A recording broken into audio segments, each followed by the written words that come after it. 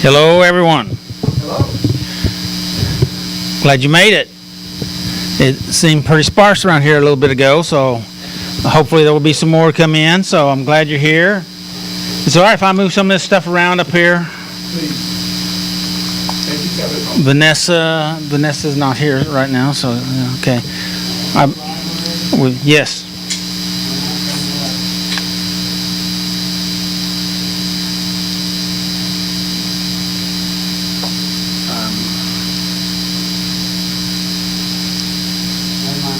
Okay. Okay. All right. Well, I'm glad we're live, except this don't sound like it's up. But can you hear all right out there? I say. All right. I didn't test it this way, but anyway. Welcome everyone here in the room. Those that are outside, which can't hear me, but they'll be in a minute. And to all you that's on the internet, thanks for being here with us. This is Saturday Night Life Recovery. And that's about dealing with stuff in life. There's all kinds of stuff in life, all kinds of messiness, difficulties, hardships. And tonight we're going to be covering the topic of healing the brokenness, which I think would probably be applicable to us all. All that's here in the room and all that's out there in internet land. And by the way, we have 5 different platforms we're going on. 3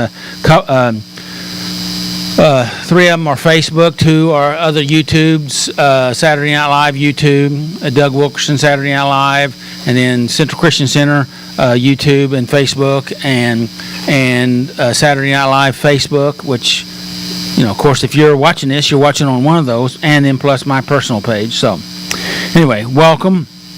And tonight we're going to be addressing this topic out of Psalm 51, 16 through 19. And, of course, this is step 6, and that we are entirely ready to have God remove these defects of character. And that's so important to realize that first part, that we're ready to let go of them now. We've been holding on to them. Do you know what I'm talking about? Holding on to them because we think that they're our friend, they're helping us, they make us better people. How's that worked out for you? Even though I'm ready, it's still hard to let Well, I didn't say it wasn't hard. In fact, recovery is hard, but it's so healthy, right? So healthy. So anyway, tonight we're going to be talking about that, and we're going to be dealing with healing the brokenness. And boy, we all have brokenness. Would you not agree? And so we got stuff. The trouble is, well, maybe I should say it in a question form, like Jeopardy. Is it true? No, you're supposed to answer it in a question form, aren't you? I didn't watch Jeopardy much anyway. But is it true that we oftentimes resist healing? Yes, sir. And so we fight to stay sick. That doesn't sound just right, does it? So why do we do stuff like that? Isn't that a puzzler? They're very good, very good. So, yeah, and we're afraid we can't live without it. Yes.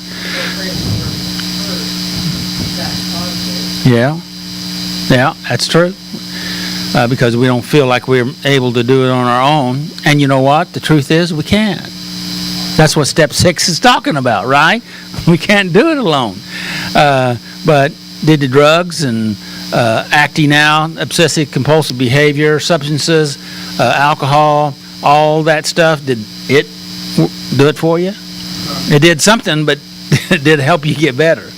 So the question to that is pretty obvious to most people, right? So the main question that we're going to start off with is, what does it mean healing the brokenness? Comments?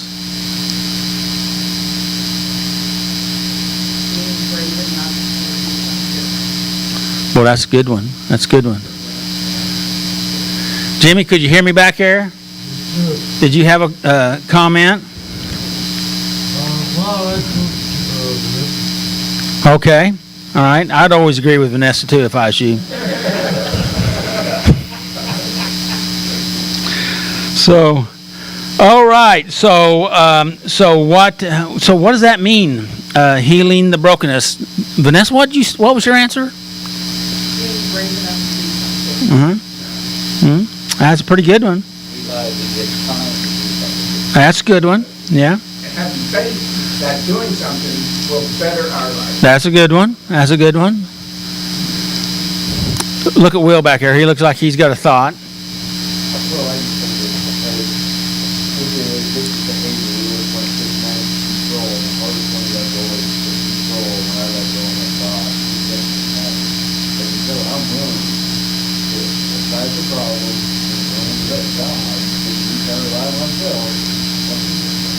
That's good.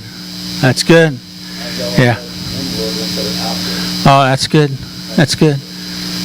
Well, I tried and it didn't work, so I mean, then what do I have to lose? You tried what? Stop. Okay. And I couldn't do it, so why would I hesitate on giving that up to God? Mm-hmm. Okay. Well, John's comment there, we do have both venues, so to speak. We have the internal and we have the external, and we're working on both of them at the same time. And it's hard. It's hard to do the external if you haven't done the internal, and it's hard to do the internal if we haven't started on the external. Would you agree with that? You don't understand the external? External is your life. Your structure of your life, the system. See, because we build systems around us and we live within this system or network that we create, whether it's healthy or unhealthy, chaotic or peaceful, right?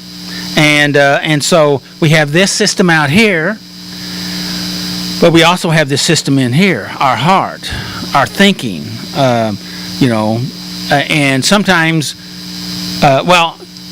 our outward chaos is pretty well correlated to our inward chaos. Would you agree with that statement?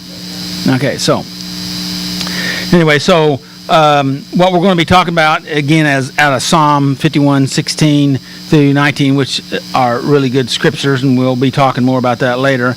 And that healing brokenness involves a sincere. This is a statement about the question I've got here. Is that healing brokenness involves a sincere repentance, inner transformation, humbleness, leading to a restoring of relationships with God in a positive and a positive impact with the community. And I don't do a good enough job talking about our community effect. I know that, and I need to do better at that. But because we affected our community in our addictions, right? And we do affect the community when we are living in a healthier way, and that oftentimes we can really make get some good, positive, healthy feedback from the community that we choose. Or we can figure out, I need to choose a better community or a different community, right? You know what I'm talking about? People, places, and things. Hello? And so, anyway, that's, I think we've gone through that enough. I have 4 different areas, but I'm not going to go into them. So what does healing the brokenness, how does it connect with step 6? Do I need to read step 6 again? We were entirely ready to have God remove all these defects of characters. And we're talking about how that intersects or connects with healing the brokenness. Oh, you got that right. Yes, good. Anything else? Did you personally let it go and like have feel something? There is no other way. I mean, we do nothing instantaneously and fully. Everything is on a continuum. You know, it's a process, right? And God knows that. Okay, He knows that. He knows that before we figured it out. That you know, it's a process. We can't get to third base until we hit first base, right? Yes, sir. One of the points that I really appreciated in the lesson tonight is that God doesn't expect or want perfection. Say it again. So everybody hears it. God does not expect or want perfection. He just wants us to be willing and give it a try, and then He's going to help us. That's right. A lot. And it's just Absolutely. Good. Go ahead. like John was saying, we have to get out of our own way first. You know, we have to say, okay, I tried it, God. I couldn't do it. I need your help. Please help me. Say it aloud with your heart. And then step aside. And you'd be amazed what can happen, you know. It's really cool to think that God is that loving and He's just such an amazing creator, and He knows everything about us Right. more than we know about ourselves. Yes. And, We can gaslight ourselves, but we cannot gaslight God. Yeah. Well, he knew what we were going to be doing way before we got there, so He made a plan, even though we're not aware of all of it. And that's the reason why walking in faith is so important, just to trust Him, because He's got a plan. But we don't like to do that. We like to run our own plan. You know what I mean? we are all born outside of the box, but with our addiction, we build a box. Inside our box, we're happy with our box. We don't want to get out of our box, we want to get out of our box, stay. We're comfortable with our box. But to progress and to get better, we have to get out of our box and leave our box, work our box, and get rid of our box so we can't go back to our box.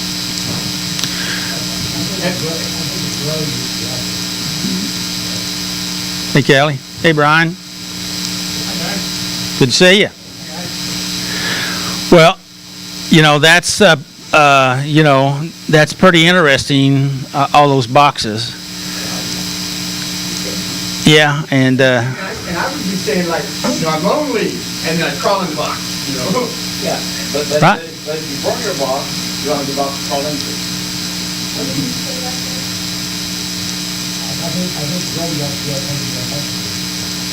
say it again a little louder.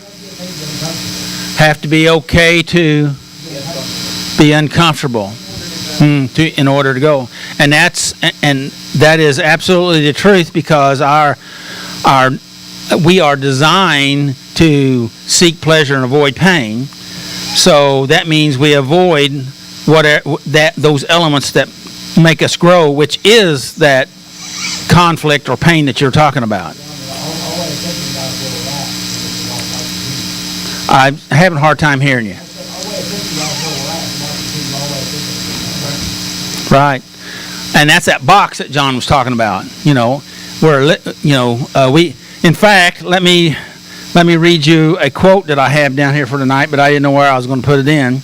And this is from Einstein. He says, "You can't catch this." What was your name again? Shane. Shane, catch this. You can't solve a problem that the same mind has created. So whatever this mind, this box thinking, we get ourselves locked up, and if we stay with that type of thinking, then we can't get out of that box. So we have to do something different. We have to be willing to go through that pain, just like you said, Shane. So that's great. That's an interesting quote, I guess. That's an interesting thought. That I created it, and so now I think I can fix it, you know. I mean, Yes.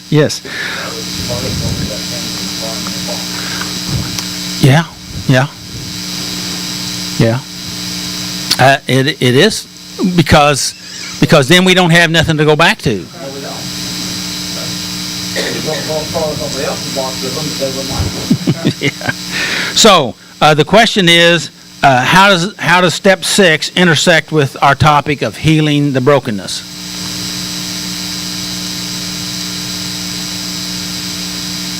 I'm going to answer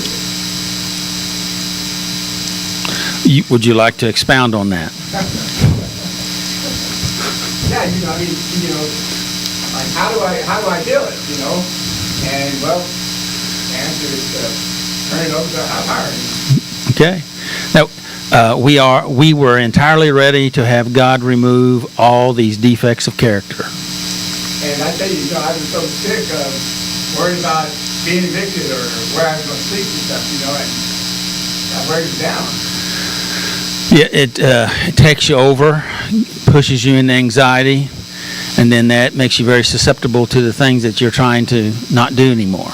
Yes. I'll sit in an airplane. Mm-hmm. All right. So this step here is to help us to get a different attitude and behaviors, and to address our defects of character so that we can stop contributing to the problems that we're having in our life. Does that make sense? That's how it goes together.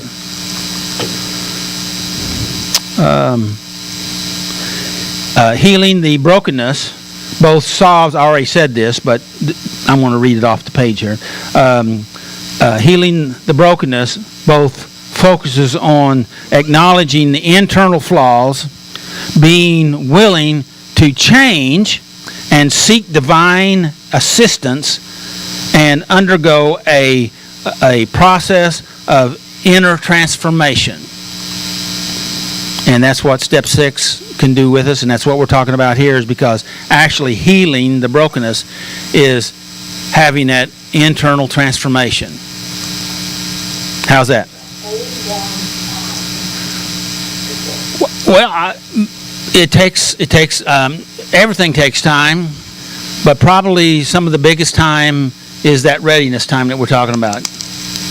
Being ready. Yeah, like being ready, and then whenever it starts like, never mind. Like I've gone through that. Yeah, but I also spent years, like 6, 7 years, getting into that position. So I can't expect it to be solved overnight. Well, I remember one comment from a guy that used to be in the meeting for several years, and he said, well, I spent 3 years bouncing along the bottom, and so, I don't, how can I expect to just immediately be instantaneously better? But, and so it's a process, and those first steps of getting better can be really good, but the fact of it is, we do a lot to self-sabotage, and that's what we're talking about several different times here. So are you ready for some music? All right, welcome to the ones that came in here new. And we're ready for some music. You want me to pass this back here to you? Okay.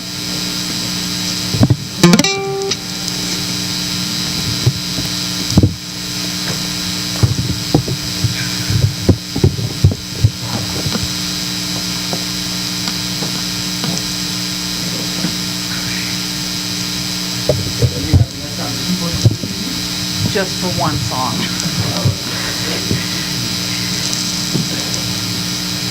Let me get adjusted. Oh.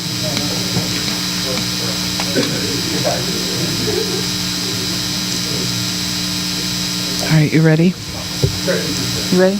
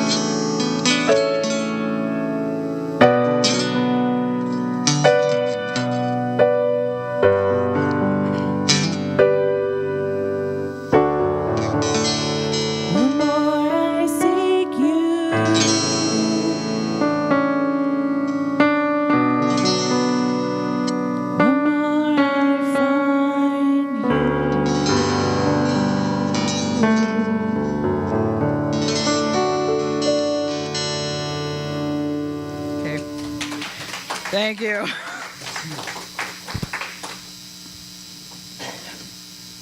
It's been a very long time since I've played, and playing. Oh, it's been. I tell people it's been a long time since I've played, and don't play in front of people. So. Thank you. Thanks. You can give me the drums. Okay.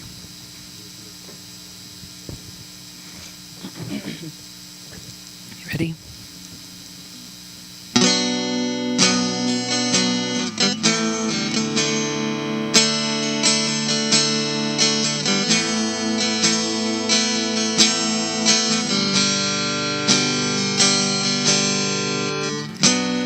Call me out upon the waters, the great unknown, where feet may fail. And there I find you in the mystery, in oceans deep. My faith will stand, and I will call upon your name and keep my eyes above the waves. When oceans rise, my soul will rest in your embrace. For I am yours, you are mine.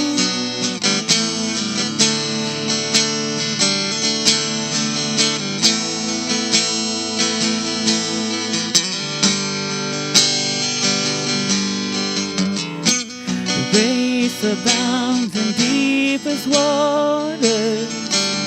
Your sovereign hand will be my guide. Where feet may fail and fear surrounds me, you never fail, and you won't start now. So I will call upon your name and keep my eyes above the waves.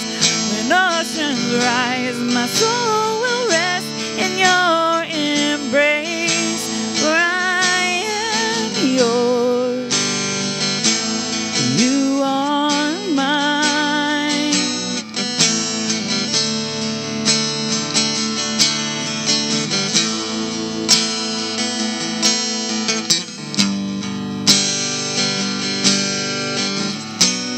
Spirit, lead me where my trust is without borders. Let me walk upon the water wherever you will call me. And take me deeper than my feet could ever wander. My faith will be made stronger in the presence of my Savior. Spirit, lead me where my trust is without borders. Let me walk upon the waters wherever you would call me. Take me deeper than my feet could ever wander. My faith will be made stronger in the presence of my Savior. So I will call upon your name and keep my eyes above the waves. When oceans rise, my soul will rest in your embrace. For I am yours, you are mine. For I am yours, you are mine.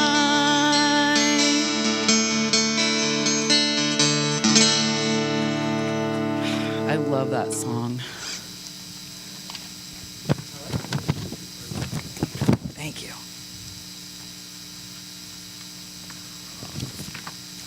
hoping to get some of these songs back in the rotation. You know, it's been a year. You guys have been hearing the same thing over and over.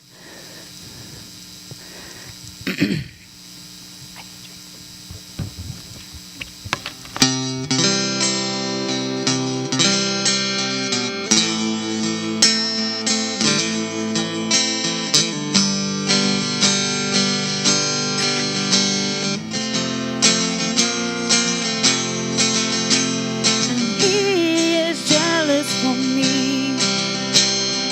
Love's like a hurricane. I am a tree bending beneath the weight of his wind and mercy. When all of a sudden I am unaware of these afflictions eclipsed by glory, and I realize just how beautiful you are and how great your affections are for me. And oh, how he loves us so. Oh, how he loves us. How he loves us so. And we are his portion, and he is our prize, drawn to redemption by the grace in his eyes. If grace is an ocean, we're all sinking. So heaven meets earth like an unforeseen kiss, and my heart turns violently inside of my chest. I don't have time to maintain these regrets when I think about the way he loves us. Oh, how he loves us. Oh, how he loves us. Oh, how he loves. And we are his portion, and he is our prize, drawn to redemption by the grace in his eyes. If grace is an ocean, we're all sinking. So heaven meets earth like an unforeseen kiss, and my heart turns violently inside of my chest. I don't have time to maintain these regrets when I think about the way he loves us. Oh, how he loves us. Oh, how he loves us. Oh, how he loves. He loves us. Oh, how he loves us. Oh, how he loves us. Oh, how he loves.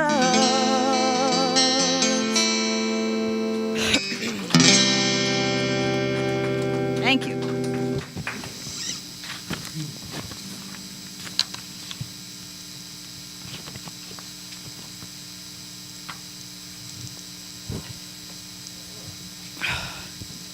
I love that there's somebody here worshiping. Love it.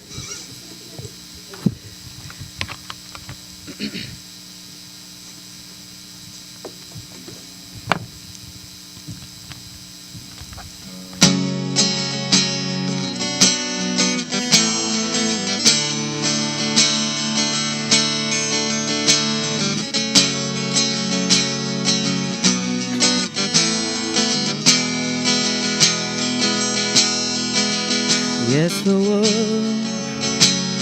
will bow down and see you are God. Every man will bow down and see you are King. So let's start right now. Why would we wait? King of glory, fill this you. We just wanna be with you. King of glory, fill this place. We just wanna be with you. We just wanna be with you. Yes, the world will bow down and say you are God. Every man will bow down and say you are King. So let's start right now. Why would we wait? We can praise you now in victory. King of glory, fill this place. We just wanna be with you. We just wanna be with you. So we'll sing hallelujah till you come again. And we'll dance in your presence till you come again. So I'll sing hallelujah till you come again. And I'll dance in your presence till you come again. King of glory, fill this place. We just wanna be with you. We just wanna be with you. King of glory, fill this place. We just wanna be with you. We just wanna be with you.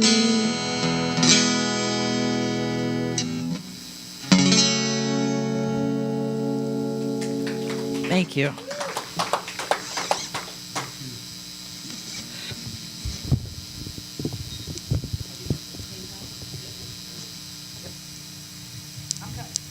Anybody that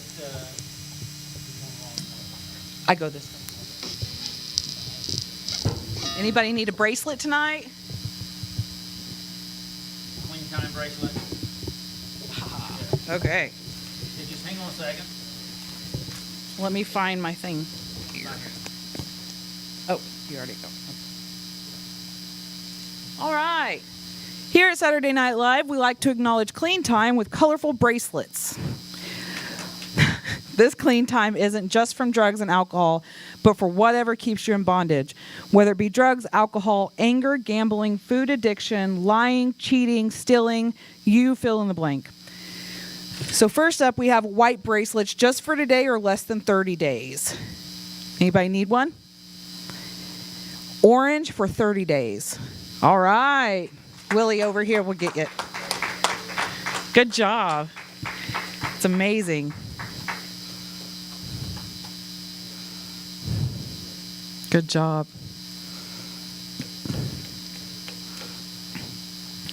Green for 60 days. Maroon for 90 days. Hey, so on the 13th, you better get that bracelet. Well, Or we trust you. if you get it tonight. All right.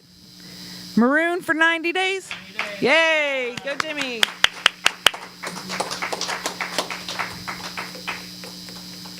Soon come 90 days, right?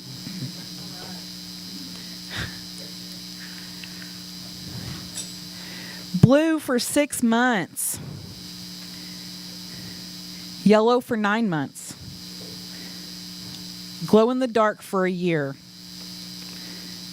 Gray for 18 months. Anybody? Black for two 2 up to 5 years. Silver for 5 up to 10 years. And gold for 10 or more. And once again, who needs a white one just for today or less than 30 days? I will find a way to get down to my bracelet. You will what? I will find a way to get down to my bracelet. You need a white bracelet? No, I need a white key tag to attach to my work bracelet. Oh, no, we do the bracelets here, not the key tags. Yeah. So I was just coming back to the white bracelets. No, you're good.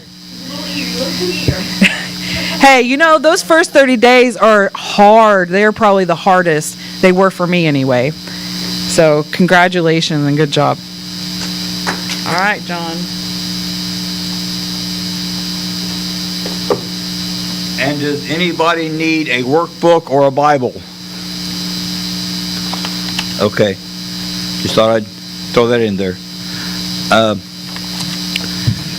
First step, we admitted that we were powerless over our problems and that our lives had become unmanageable.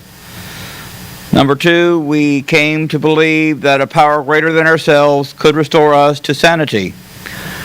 Number 3, we made a decision to turn our wills and our lives over to the care of God. Number 4, we made a searching and fearless moral inventory of ourselves. Number 5, we admitted to God, to ourselves, to another human being, the exact nature of our wrongs. Number 6, which we're working on tonight, we were entirely ready to have God remove these defects of character. Number 7, we humbly asked God to remove our shortcomings. Number 8, we made a list of all persons we had harmed and became willing to make amends to them all. Number 9, we made direct amends to such people wherever possible, except when to do so would injure them or others. Number 10, we continued to take personal inventory, and when we were wrong, promptly admitted it.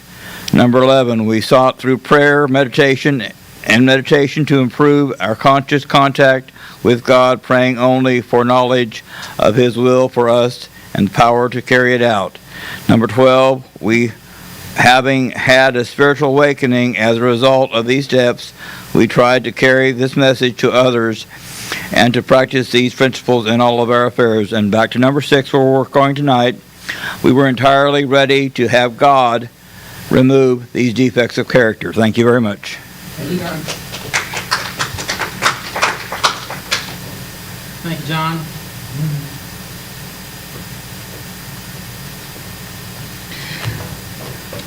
Hello, everybody. I'm Robert.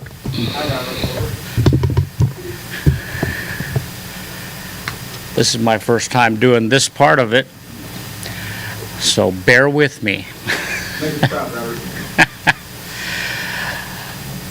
So you want me to just read the first paragraph, or you'll stop me when you want to, right? Read the first sentence. Healing the brokenness. Thank you, Robert. Yeah. The Bible reading is from Psalm 51:16 through 19. Do you want me to read that, or? Well, it's kind of quoted some of this. Okay, so we were entirely ready to have God remove all these defects of character. If we have sincerely practiced the previous steps, we've probably found enough pain inside ourselves to break our hearts. That's the first sentence. Okay? So Robert said that he was afraid of the questions I might ask. So are you still afraid, or you can always pass it off to the group, or you just want me to go straight to them? No, I'll lay it on me, brother. I knew you could do it. So, do you agree or disagree with that first sentence? Oh, 100% agree with it. My heart has broken over and over and over the pain that I've dealt with over my addiction. Yes. So, what are your thoughts about that? What are my thoughts about that? These are Well, It's like when you've had enough, you want something different. And you get beat down enough, you get your heart broken enough, you're entirely ready to do something different. And sometimes it just takes that beat down to make it work, you know, to make you realize that it's time for something different. At least it did for me. Okay. That's interesting. You caused another thought there, Robert. And by the way, I'm going to be going to the group here. Brian, I'm expecting a lot out of you. And so, what do you mean beat down? I guess it's from myself, mostly, because, you know, you can take what other people give you, but it's pretty hard to take when you give it to yourself. Anybody agree, disagree with that statement? I would agree with it. How would you agree to it? How would I agree to it?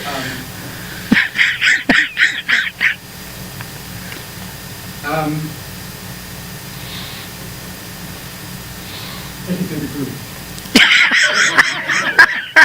I just know the answer. Okay. I just can't explain it. Anybody have any comments? Go ahead and read the next sentence.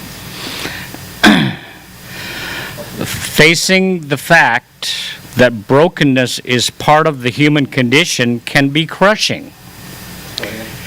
But if we have arrived at this point, it is probably a sign that we're ready for God to change us. So would you agree with that or disagree with that? I agree. And What is that? Kelly has something she wants to say.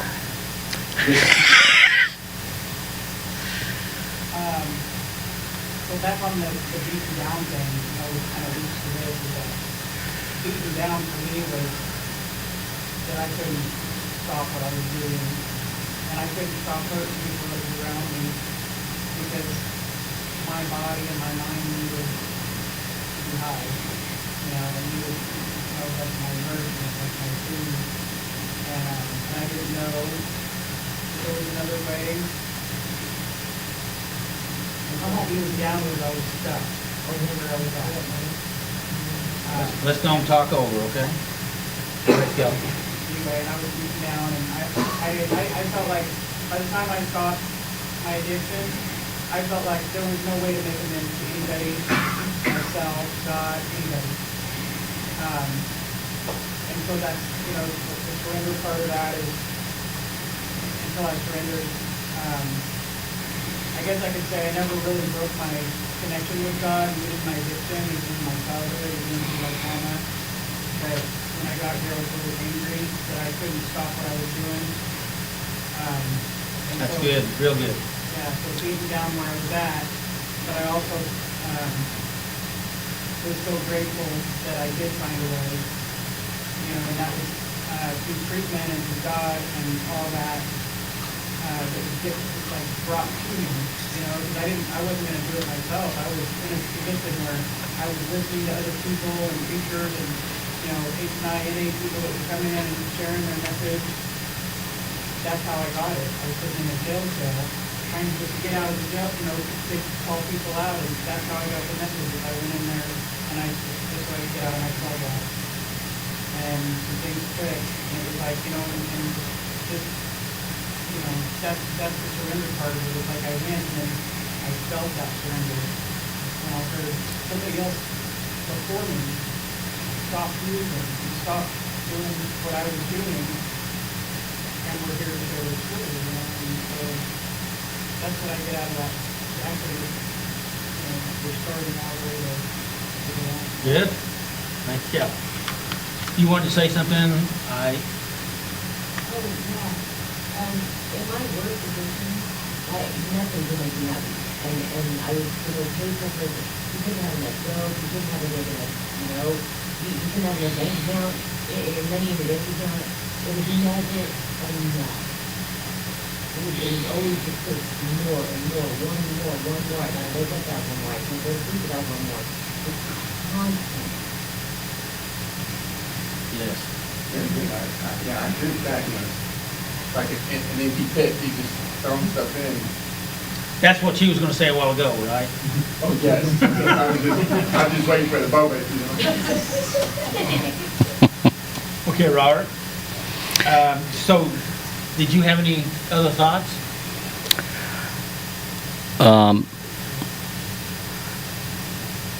I did, but I forgot it. Well, why don't you read that sentence again, and then if you have some thoughts, then... Facing the fact that brokenness is part of the human condition can be crushing. But if we have arrived at this point, it is probably a sign that we are ready for God to change us. Yeah, so,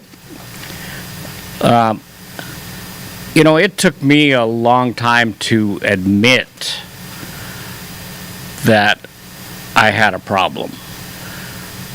So, the first step is where we're supposed to admit that we have a problem. So it took me a long time to get through the first step. Do you have any idea how long that was? People might be interested, but you don't have to share it if you don't want to. Well, I'd say it's probably about 20 years. Because we all struggle, and sometimes we have struggled a long time, and even when we're done with one struggle, we still have other struggles, right? Right. And maybe I should kind of clarify that.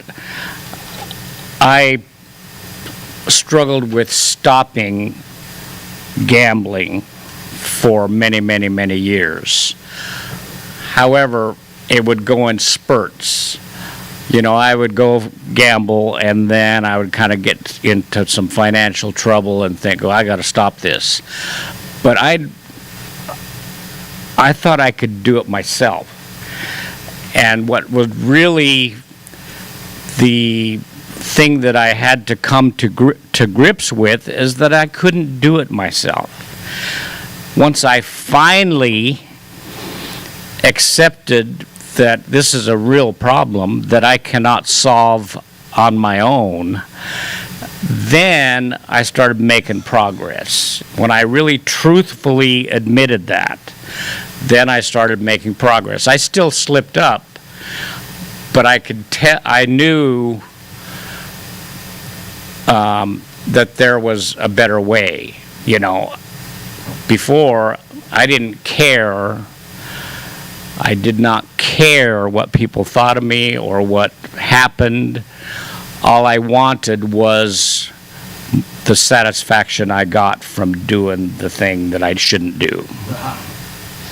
The high. Yeah, the high. You got satisfaction from it, did you? Well, just like she said back there, it's never enough. Would you agree with that statement, Robert? Yeah. Because it's an empty... It's empty. Yeah. All right. Go ahead, Robert. Okay. And this, to me, this really hit home. As a young man, King David wasn't ready for God to change his character because he didn't recognize that it had defects. Pause. He prayed. Pause. Oh. So what do you think this means? Well. Let's read that. Let's read that again. Okay. Because I think everybody needs to get focused on this. All right. Because you said it was important to you, meaningful to you. So Right. Let's do it again. Okay. As a young man, King David wasn't ready for God to change his character, but because he didn't recognize that it had defects. So, most of us know the story of David. When he was a young boy, he volunteered to go in the army and fight this giant Goliath, and he knew that God would help him. he totally believed that, and so that kind of, after God did help him, that kind of went to his head, and he thought, then he thought he could do no wrong, you know. And I feel, Last week we talked about grandiose thinking. yeah, And somebody didn't remember, I don't remember who it was, but they were unsure what that meant. But would you classify that as grandiose thinking? yep. And I had much of that same type of thinking. I didn't think I had a problem. What's wrong with you? My wife would say, what do you think you're doing? And I said, what's the problem, you know? So does anybody identify with that statement so far in your own life? Okay.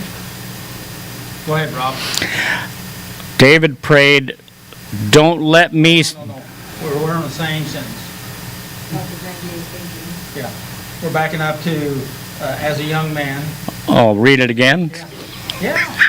As a young man, King David wasn't ready for God to change his character because he didn't recognize that it had defects.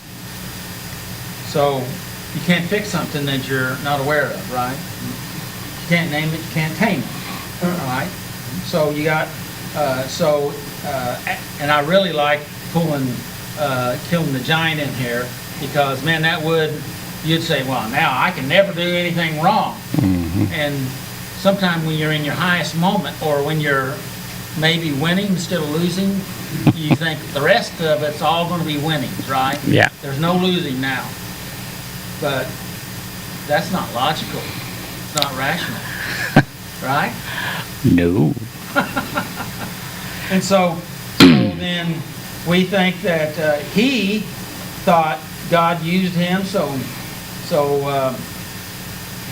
you know, he could do no wrong. And you're getting ready to read scripture pertaining to that. Did that answer your question? You want to say something, Brian? Yeah, I believe in the disease concept. So I believe that I have a disease, or we have a disease. So when I got sick and tired of being sick and tired, it was trying to change, but I didn't know what I was changing because I couldn't see those people. You know, I couldn't tell, well, I got a problem, and this is a problem, or I didn't believe that I had a problem. You know? So when I finally admitted that I had a problem, then there was something I could start to do about it. I couldn't even, God didn't even enter the picture until Narcotics Anonymous came along. Right. That I belonged to came along. And once I realized that I could do something about this disease, I could treat it, it wasn't a cure, because it's obsessive compulsive behavior. And that could be anything. I could be addicted if I could leaves fall out of the tree. You know, if I waste all day, watching down leaves fall out of the tree, I'm in trouble. Yeah. You know, I put off on my daily responsibilities or whatever. So what happened to me was that I finally had to have something that was always on it to be on the side. And that was God. But I didn't believe in God for the rest of the thing. Got COVID. You know, it took me a while to understand. They told me I could come up with my own understanding of the higher power. And so that's what changed my thinking, to start doing some education on what did I really believe in God? And what was it that I believed in God? What I wanted to do for me. And all I wanted to do for me was be there for me. He did that with me, go through things with me. Awesome. But, you know, it took me a while too. I can't tell you how many years, at least two, before I was willing to make some changes. Once I decided to start doing something different, I was able to figure out, you know, what am I going to do different now? You know, but the problem with some of that is that once I play that first giant, there's others to be had. Yes. You know, it's not just the one disease deal here. There's many things in my life that cause me to have this obsessive compulsive behavior, even positive. Motorcycles for one. You know, that's obsessive compulsive really big in my life. But anyway, that's just kind of where I'm at with all that. That's great. Shane? That's what I was saying over here. You know, I don't think people commit drug addicts is that, yeah, she's a problem. You know, somebody's 20 years like high school, you know, 70, you know, parents, stuff like that. I believe that we have childhood problems, we have adult problems, I didn't even know we had these problems. And so we even go to math, and we have to stuff and everything. Yes. When we can recognize our sense of defect, we don't have to recognize that. You know? What was that last statement? Recognize the sense of defect as a real, and try to grow from that, and try to change your ways of thinking and figure out the problem is done, the problem's there, you know, now. You see right here, phenomenal stuff. We can go back to that quote that about Einstein says you can't fix a problem with the same brain that created it, right? You know, we read that in the beginning. I don't know if you were here then, Shane, or not. But, you know, that's what all the steps are up to 6 here is about recognizing and dealing with that and working through that, getting ready, you know. And so in step 6, now we're entirely ready. Well, are we really entirely ready? That goes back to Vanessa's question earlier. You know, basically can it be in degrees? Yes, it always is. Okay? But we can only give what we got, right? Yep. And if we give that, you can't do any more than that, right? And you do that, and then you do more. Isn't that true? Wouldn't you agree with that, Brian? Yeah. Anything else? Kelly? I was just thinking about, you know, I was actually thinking about, like, Goliath and how he, you know, not being favored by, you know, the outcome. And I was thinking about my own addiction. Okay, so I was in recovery from substances for probably close to 20 years. And didn't have any interruptions, during that 20 years of time. And then my husband got sick. And so I started gambling. And I started going a little bit, you know, and I could not, and I feel like maybe, you know, my situation was similar to Goliath, but I didn't get any trouble in the beginning. You know, I didn't think of it as an addiction.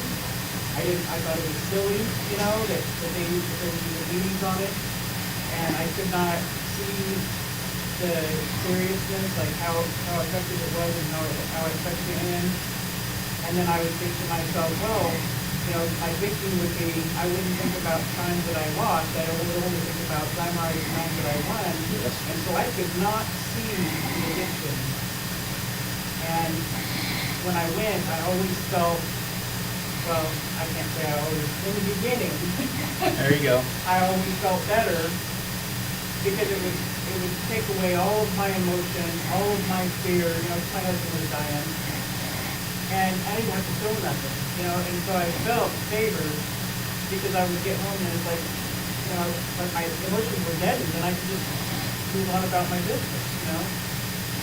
But that's what happened is that my ego got so big that I started to go every day, you know, and then I was in the same position that I was 20 years prior, trying to quit using, you know, drugs and alcohol. And it was probably the strongest addiction I had ever had. And I think it was because it was emotionally driven. Mm-hmm. And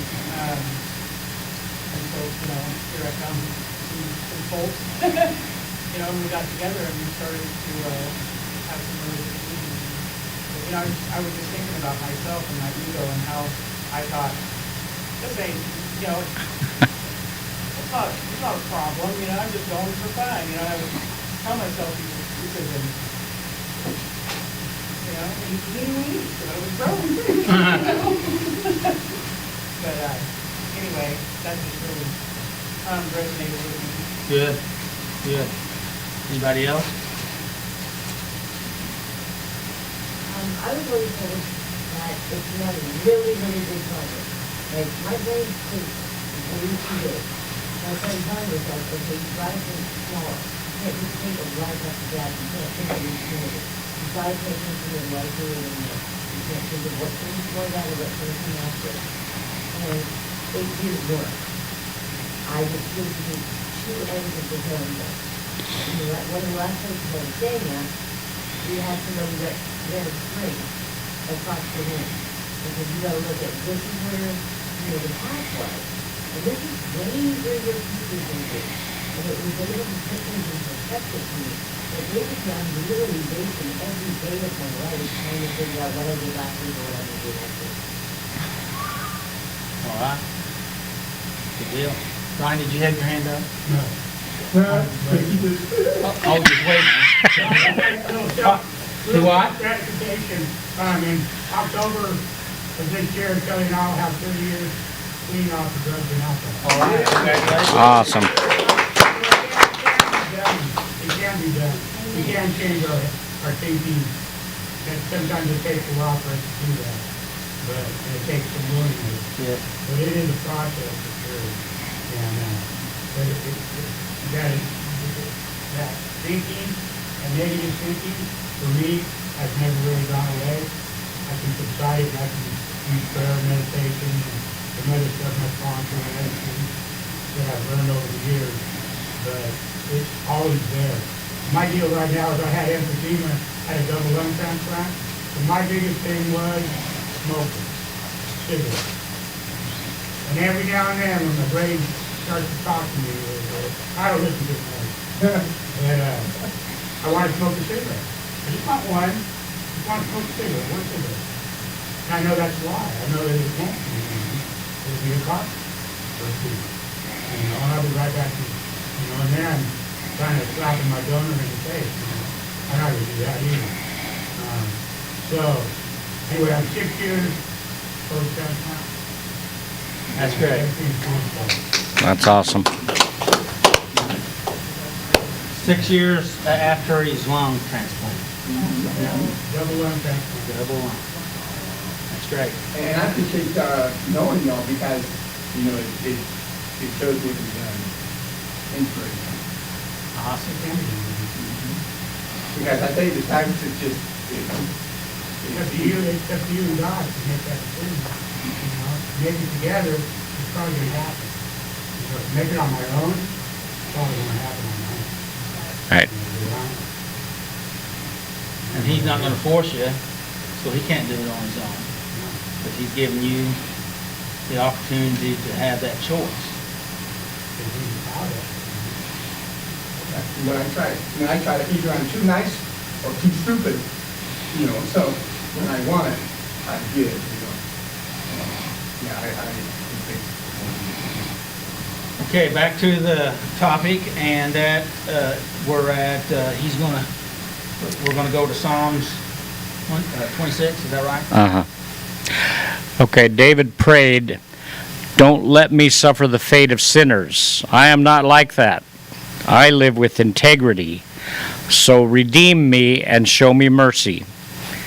He approached God on the basis of his own merit.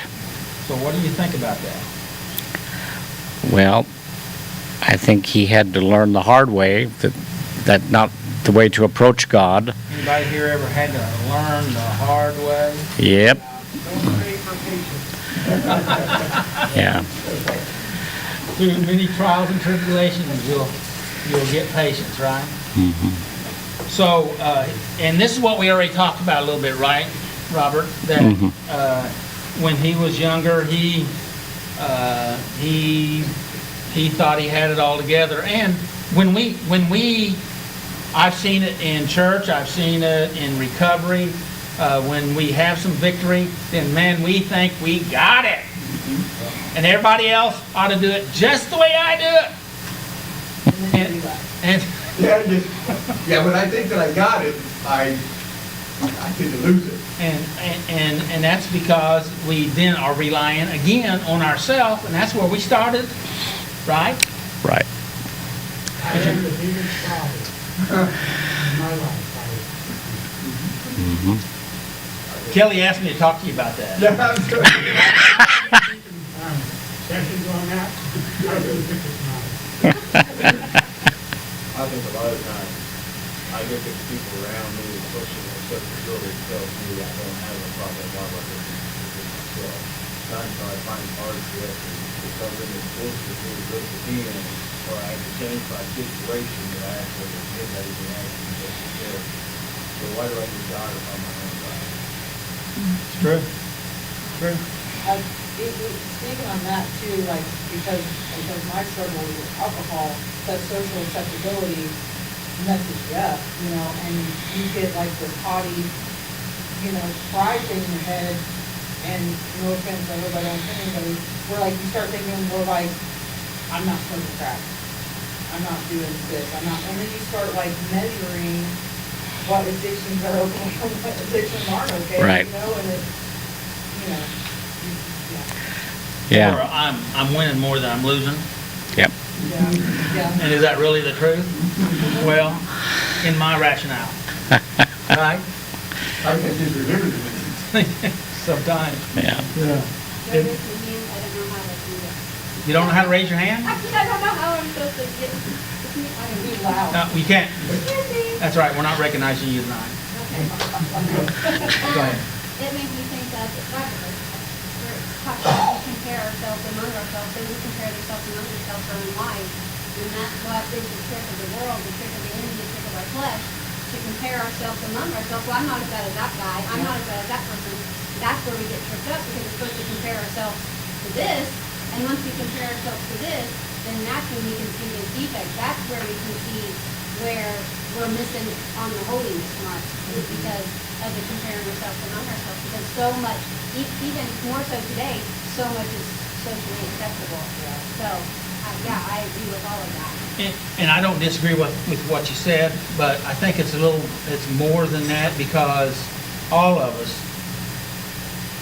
correct me if I'm wrong, all of us have always known when we weren't right. Right? We knew it. We knew it. But we would find ways to rationalize it, make exceptions for it, or, you know, like you said, I'm better than those guys, so I'm okay. Or God used me once, so therefore I'm an exception to the rule. And how many people have I known that way? Right? And so, but I'm saying that we know that already inside, but we deny it, cover up, hide from it, numb out. So, anyway, good point. Robert. It wasn't until later in his life, when he was confronted with his sins of adultery and murder, that he was able to say, "For I was born a sinner.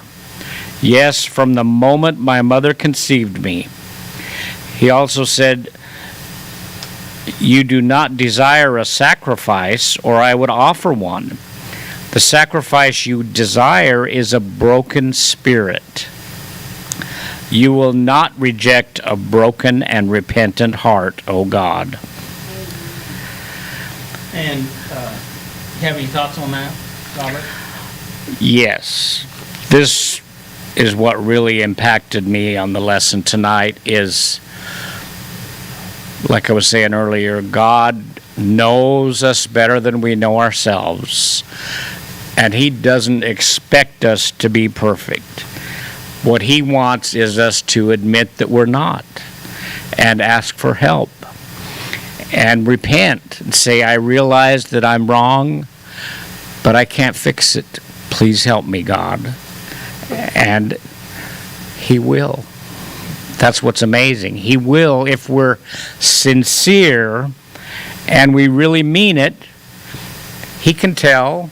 And even though we may relapse a few times, we're on the right track. Yes. That's what God wants, is us to admit it and realize that we can't do it alone.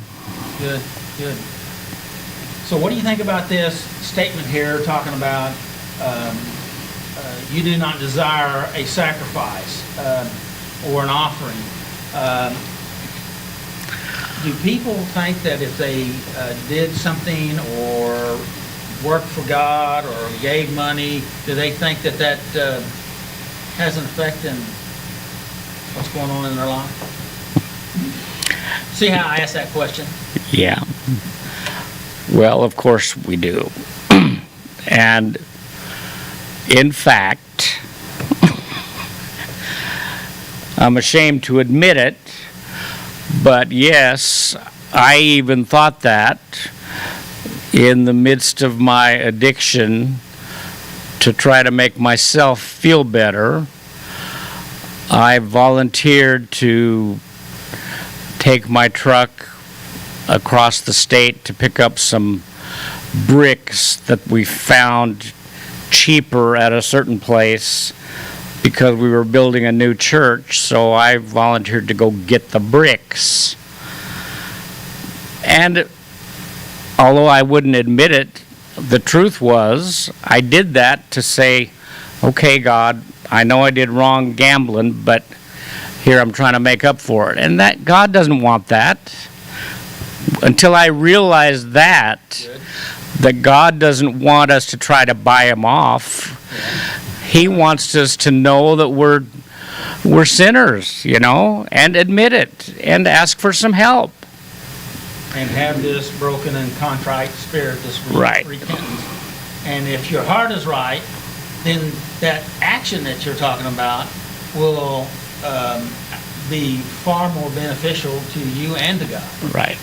Would you agree with that statement? Absolutely. Anybody have any comments on that? Very good. He didn't know he was going to talk about that, did you? I didn't have any idea what I was going to talk about.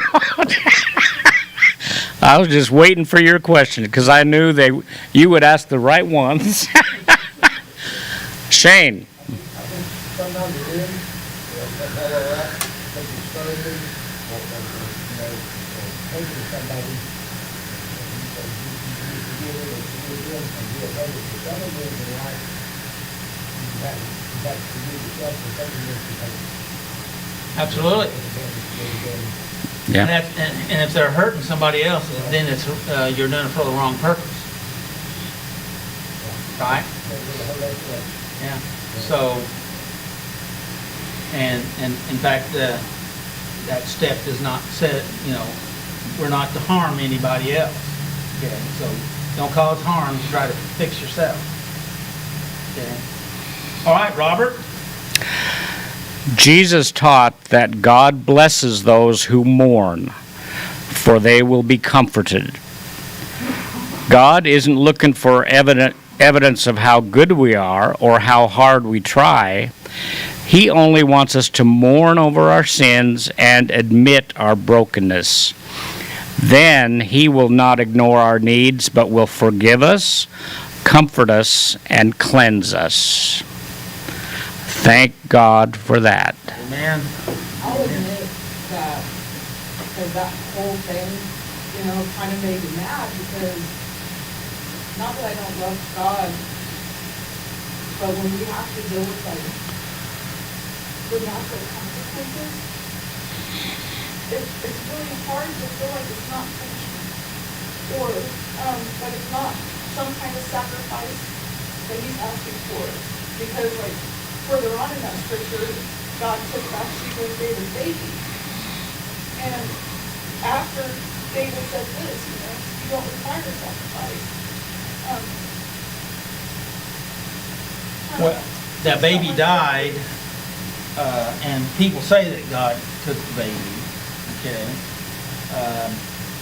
We can say that David's prayer was not answered to restore the baby. So, I don't, there are consequences, and somehow God works out that takes some of those consequences, but others He helps us through those consequences. And that's tough stuff. But what was our first statement here about, I think Shane was talking about, we don't grow and mature until we go through dealing with some of those consequences. Right. And sometimes it takes us... The consequences of the sacrifice, whatever I've done in my past or what I do tomorrow, I'll have to, I can say today right now, I don't have any consequences. As long as I stay on the path of my mind. If I start to thinking I know my way, and I could veer off and go right or left, because you keep on going forward, you will go okay. Those consequences, that's one of the reasons I'm still in recovery after almost 30 years. It's constant. Because I have to pay for something. Whatever that is, jail time, whatever. You know what I mean? Whatever. Yep. Because, to put it succinctly, is that when there is a natural and spiritual law that it's sowing and reaping,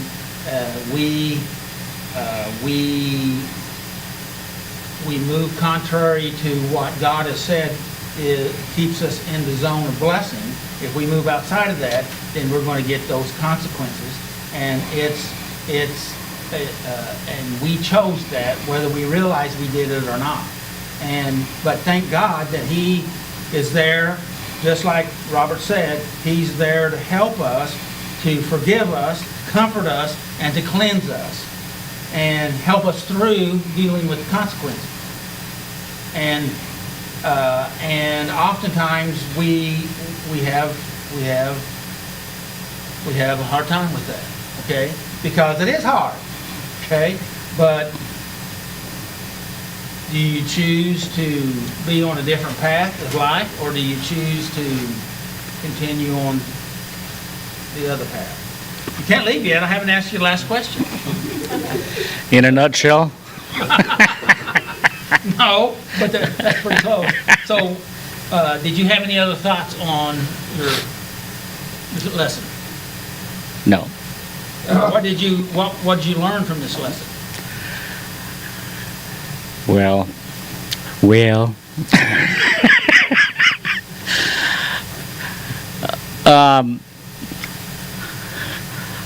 probably nothing I didn't know before, but it just brought it home in a way that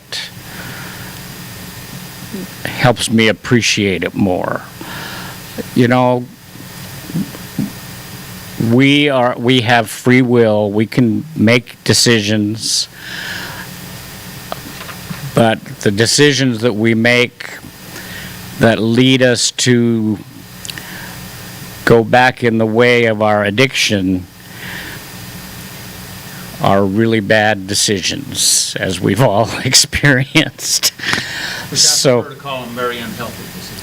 Very unhealthy decisions, yes. So it just reminded me of how far I've come, because boy, I had it bad, folks. I had it bad. That addiction is, most people don't realize what gambling addiction is like, but let me tell you, you don't want to know. So I'm so thankful for the friends around me that have helped me to change, and especially I'm thankful to God that He's opened my eyes to see what a loving God He is, and that He just wants me to be sincere about wanting to stop, and He's going to help me. Right. So would that be your takeaway for the night? Yes, it is. Thank you, Robert. That's good. Appreciate it. So would everyone agree that addiction is like blindness, spiritual blindness? That we choose to not see what's going on, right? Would you agree with that, Gar? Absolutely. All right. Take it away, Gar. And I thought they chose the speakers in order to save the best to last, but you know, he's a hard one to follow. And so hello everyone, and hello everyone in internet land. Thank you for being here. And so, all right, so I'm going to have a couple questions that I'm going to try to answer. I'm going to need y'all's help. So speak up. Save me, would you see me drowning? All right, so question number one. How have the last 5 steps prepared me to be entirely ready for God to work in my heart? All right, so I was thinking of that, and I said, okay, well, I need to kind of refresh my memory on the steps, and, so step one, admit that we're powerless over our problems and that our life is becoming unmanageable. And then, of course, my thought was, wow, was it unmanageable? It get really out of whack, evicted, don't know where I'm going to be sleeping. And so I said, well, okay, that. And then I go to number 2.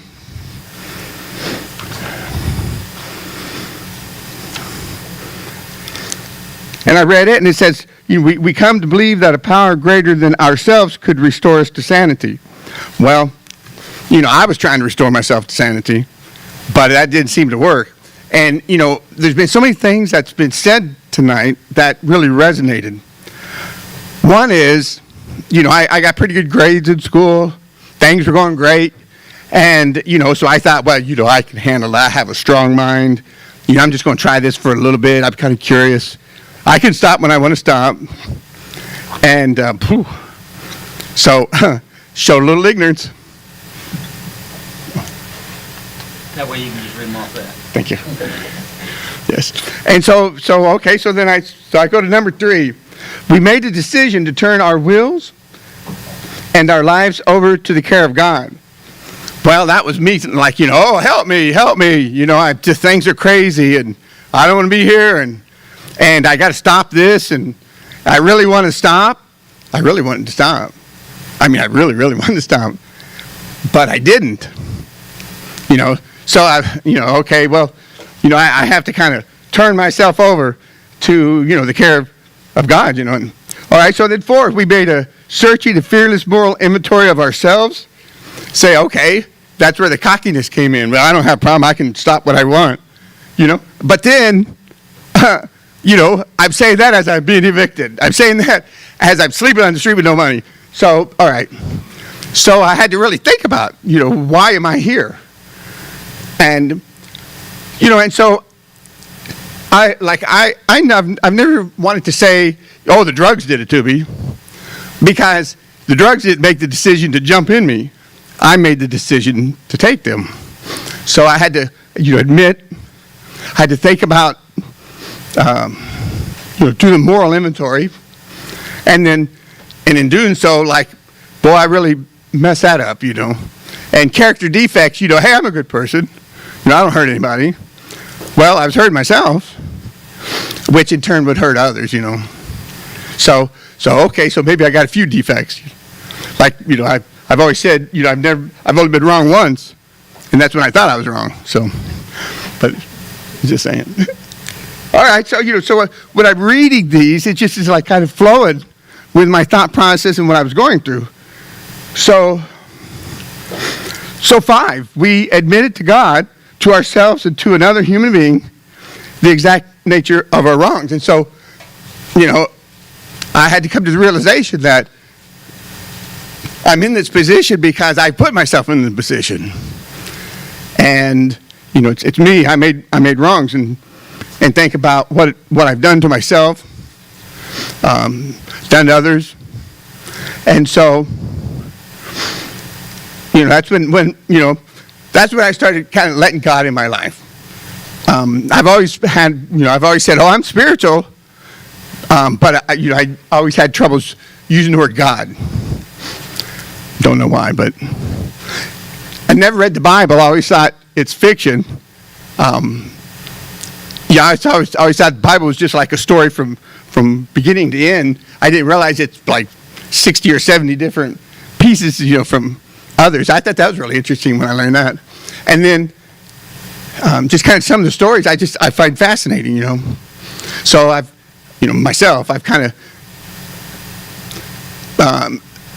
less of a fiction, more of fact, so. And so here we are on 6, I'm entirely ready to have God remove these defects of character. Yeah, I am. Because I've had a great life. And the comfort of home, that nice comfortable home, and no worries about my stuff being stolen from who I'm hanging with. Boy, has anyone ever had anything stolen from your friends? You know, yeah, so, you know, I'm lonely, I want somebody, you know, and I'm doing this because of that, and then I crawl in the box. You know, and I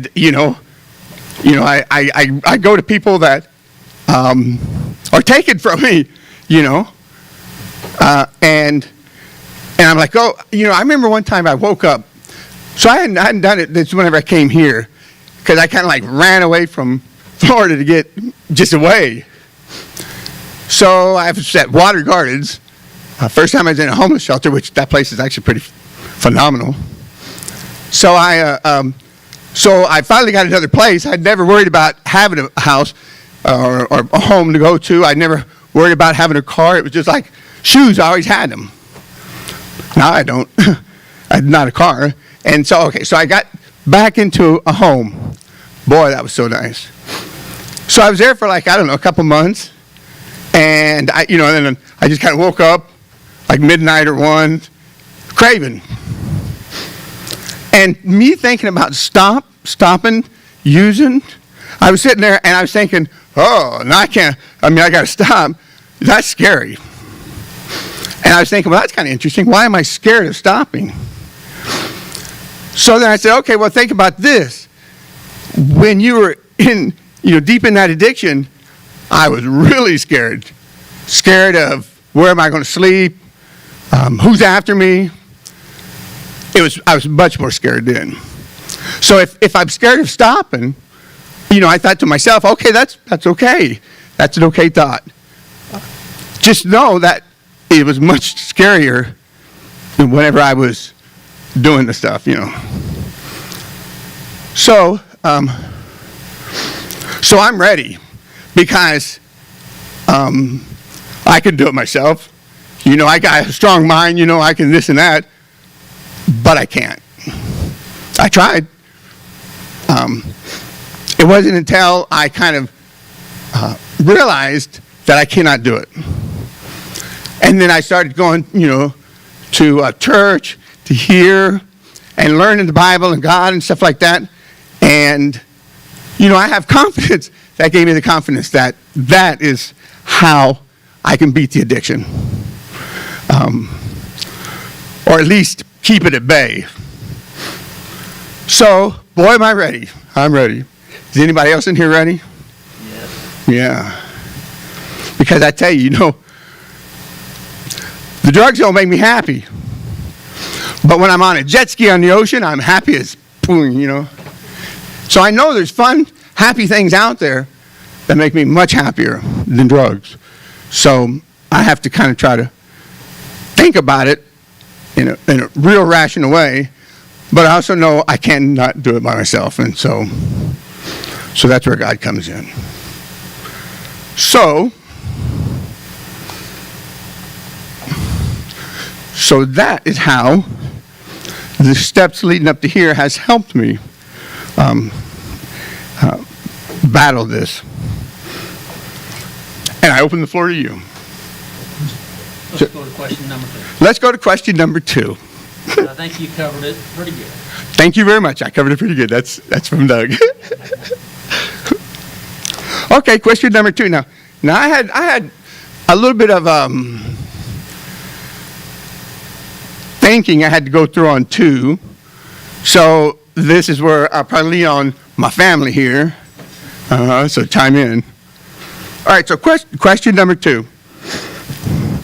In this psalm, David had to grow up a little. He had to accept that he was flawed in God's eyes, and that he could never bring a sacrifice good or perfect enough to atone for those flaws. So am I still? What do you think that means? And I don't know, that's where I was kind of struggling, but I see it as kind of arrogance. Well,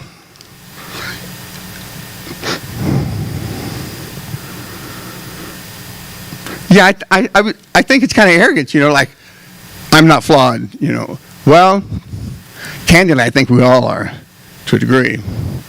It's just, I know with my addiction, I was like much more flawed. But that's how I'm thinking that I'm seeing this is I don't know if I want to say arrogance because that seems a little rough, but at least a resistance to admit it. So I think I kind of see that as a resistance to admit that you have character defects or flaws. And I had a guy this week, I hadn't talked with him for 20 years. He called me, and I'd worked with him here at the church, and he said, well, you know, he said, I've just been an arrogant prick. He said, but now I'm not arrogant anymore.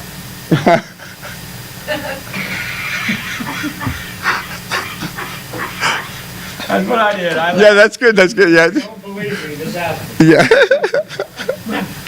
But he has, I mean, for a person to be able to say that, you know, he's made some moves. Okay? Sure. And he was trying to be funny, but I thought that was pretty good. And you remind me of it when you were talking that. Yeah,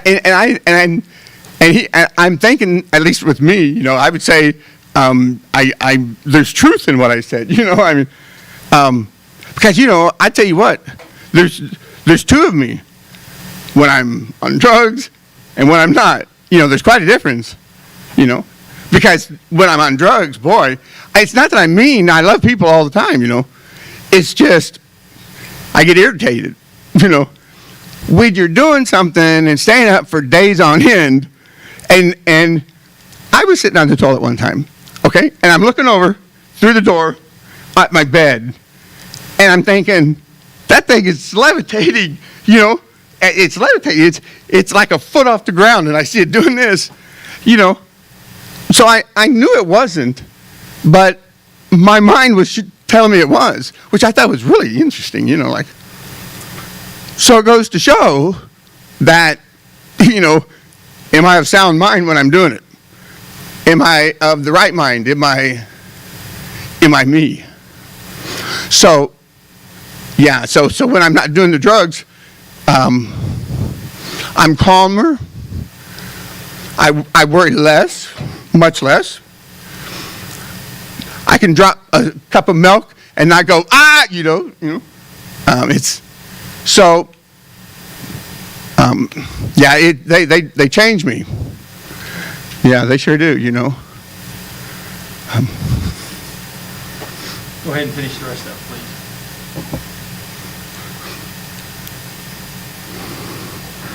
All right, so am I still trying to bring God evidence of how good I am? Or am I coming to a place of acceptance, as David did? And how does that acceptance help me stay out of my addiction? All right, so I'm going to try. Because like I said, this one, for me, required thinking that I need help, you know, with y'all. All right, so many good points were made here today. Okay, so one comes to mind is you can't bribe God. You know, so instead of me trying to give something, you know, I just try to behave in a way that I feel he wants me to behave. And let's put it this way, to be something. Yes, other than strung out, Right. you know, high. Even though I can be kind of fun when I'm high, at least in my mind. But you know, Where you already told us about your mind a minute ago. yeah. The bed levitates and stuff like that. And I had cameras, you know, and because, you know, I was paranoid just a little bit, and I was looking at the camera on one with me high, and you know, I talk a lot, but get me on meth, I don't shut up, you know, and you know, and I was irritated by myself just watching myself. I was like, well, you know, boy, I remember saying that stuff, and it was really, you know, deep when I was saying it. Now I look at it and say, you know, kind of idiot, but yeah, it's good. I was embarrassed with myself.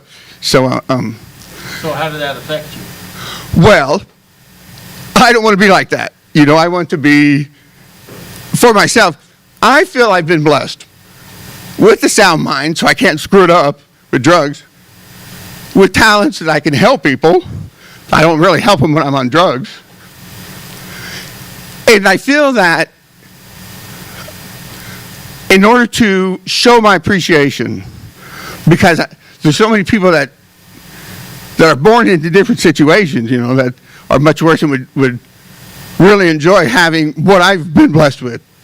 So for me to waste it by doing drugs, not utilizing it, I think is kind of a slap in the face of God. So I want to live, you know, so how does it help me stay out of my addiction? Well, Acceptance. How does acceptance help you stay out of your addiction? well, it's with admission that, you know, I have the flaws and that it's not good to do them. It's me ingesting them. It's all me. It's not my plug who's pushing it on me. It's not, you know, it's me. And so, you know, I say I have to accept that. It's me. I've got to change it. And so, how's that? Yeah.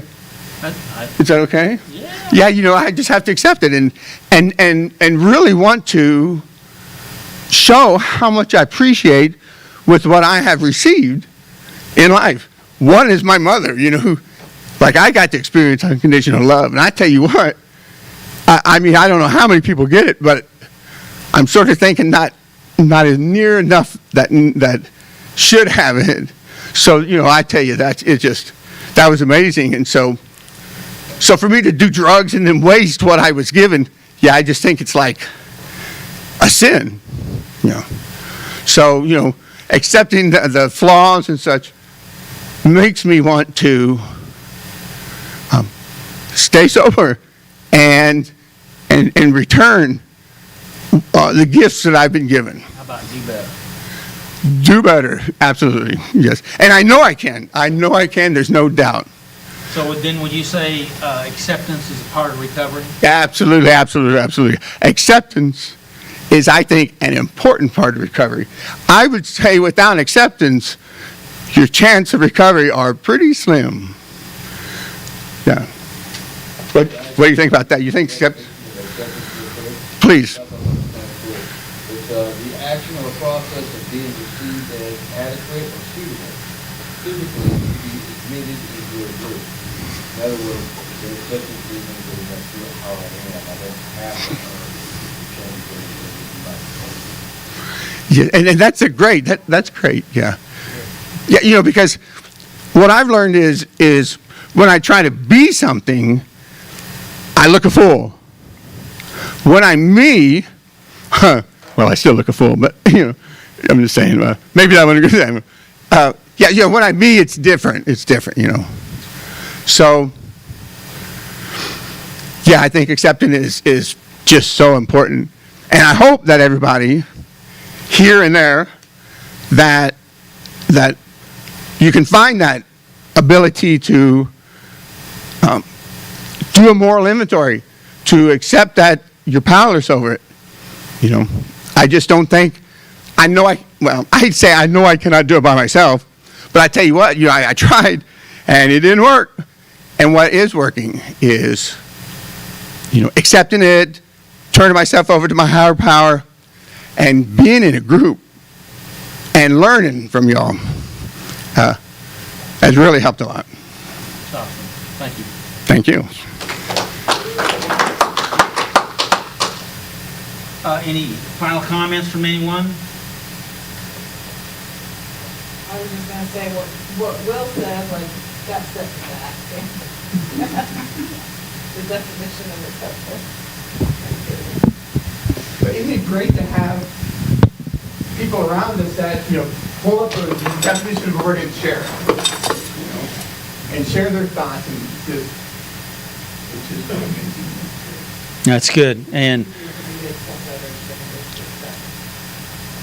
right. Remember, if you burn the box, ain't got a box. I know, but I'm just saying, a lot of people have it. Well, you know, that's what we were talking about a few weeks ago when we were talking about Jonah and the leaf that grew up over it, trying to shelter us, and then got mad because now the leaf wasn't there. He didn't provide it, but he was mad when it was gone. And, of course, he was mad about a lot of things. And so that kind of describes a lot of us, right? You know, that's one of the biggest addictions is anger. So, anyway. Yes, sir.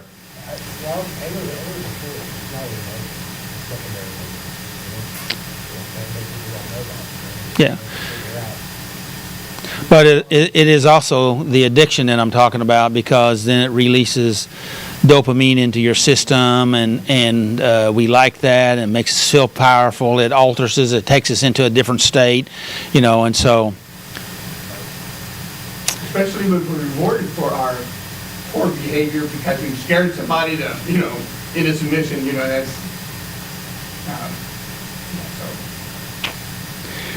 Thanks, everybody. We're going to wrap it up because we're a little over, but thanks for being here. Thanks for your participation. Thanks to Vanessa, and there you are. I wanted to thank you guys for coming, and they worked up something special for us tonight here on the music, so thank you. And remember, next week, we will not be here next week. We'll be off for the 4th of July holiday time, so we'll be back here in 2 Saturdays. 13th? Yeah, so may the Lord bless you and keep you, and may His face shine upon you and give you His peace. We kind of have to surrender to get it, though, right? yes, we do. And again, of course, make healthy choices.